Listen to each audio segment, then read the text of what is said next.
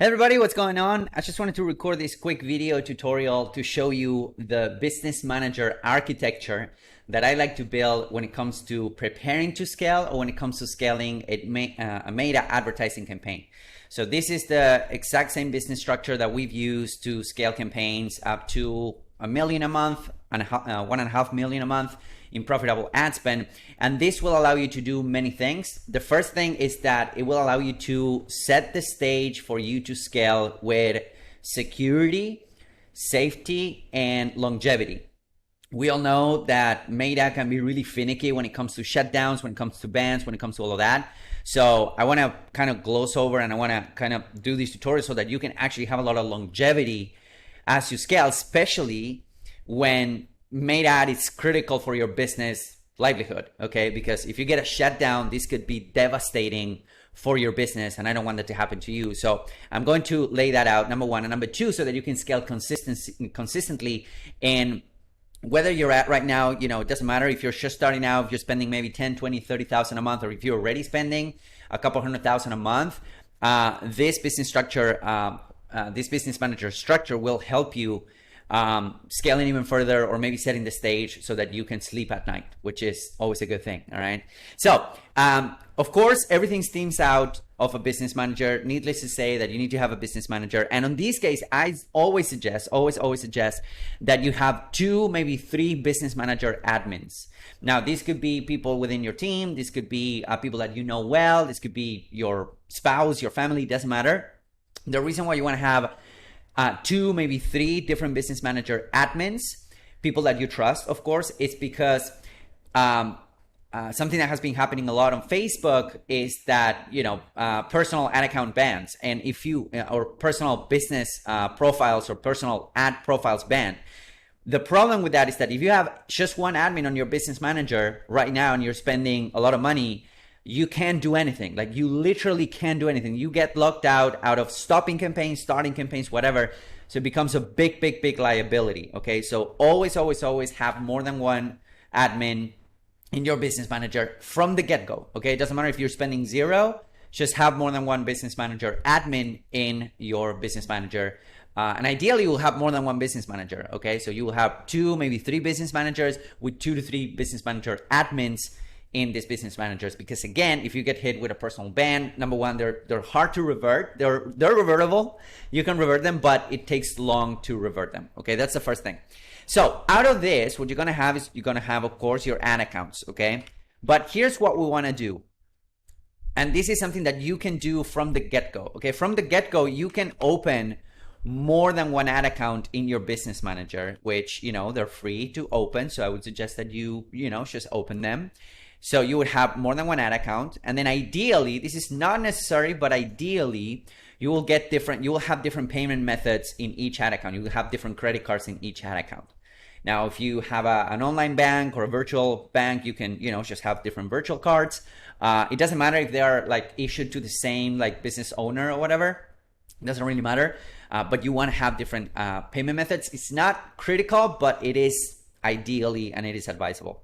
Now, when you're starting out, what you're going to do is you're going to have this, okay? You're going to have ad account number 1, ad account number 2, right? And whatnot.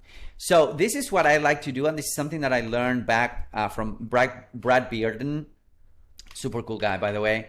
When I was working with Frank Kern, and I was one of Frank's media buyers, is that you want to divide these ad accounts, and you want to have ad account number 1 is going to be what's called a data account or a data account. Now, on this ad account, you're not going to run any ads. You might run like a $5, like $1 a day like campaign just to keep the ad account active, because if you don't have activity on the ad accounts, Facebook will shut them down after 90 days. So you want to have at least $1 a day type of campaign running on each of these accounts. Okay, so page likes, engagement, doesn't matter. So you wanna have a data account, and then on this ad account, what you're gonna do is you're gonna build your audiences. Okay, so you're gonna upload everything here. You're gonna build your audiences from your pixel. You're gonna upload your custom audiences and everything to this data account. Again, thank you, Brad, for showing me this. You're a lifesaver.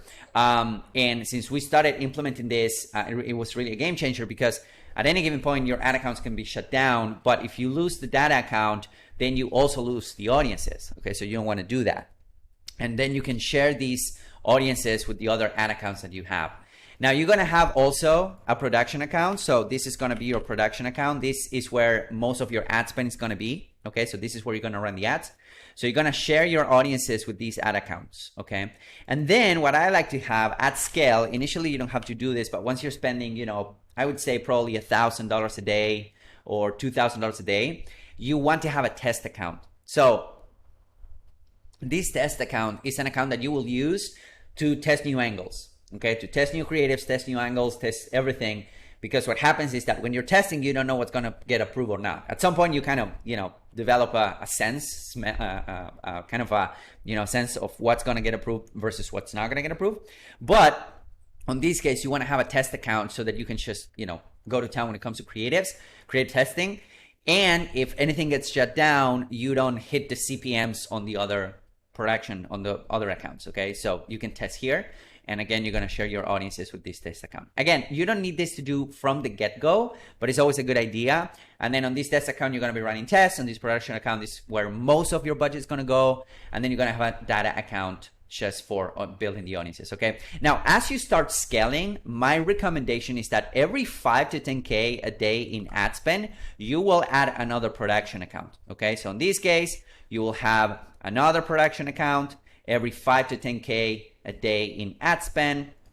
Okay, so this is going to be spending 5K a day, 5 to 10K a day. Okay, to 10K a day. And the same here. Okay, so in this case, you're going to have production number 2 or production number 3 or whatever, right? So 3, 4. Now the test account is going to be number 4. So the reason behind it is because you can get capped as to how much you can spend on any given ad account without further notice. So if you're trying to scale, then it's always a good idea to have more ad accounts always running. And the more you spend, the more ad accounts you can open, okay? So this is always a good idea to have this. And then you also want to have another business manager ready to go. Ideally, you have like 2 business managers, again, with more than 1 admin on each of them, okay? And then you will have a pixel per business manager. You will have a pixel here, and then both pixels need to be present on your pages. Because if you lose the business manager, what could also happen, then you don't skip a beat. You can just, you know, relaunch from this new business manager without losing all of the data. Okay, you will lose the audiences, but you can just recreate them with the pixel data. Okay, so in a nutshell, this is what we like to do when it comes to our general architecture. And if you have agencies coming in and helping you, you are going to give them access to your business manager through the partner. Okay, so the partner ID, you're going to give them access to your business manager, and then they can either run ads from your production account or they can have their own ad accounts. We like to run ads from the production accounts from the client. So in case we don't work with them anymore, boom, they just sever this link and they keep all the data. So that's the way we like to do things.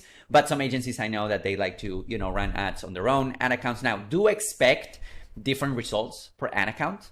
For some reason that happens.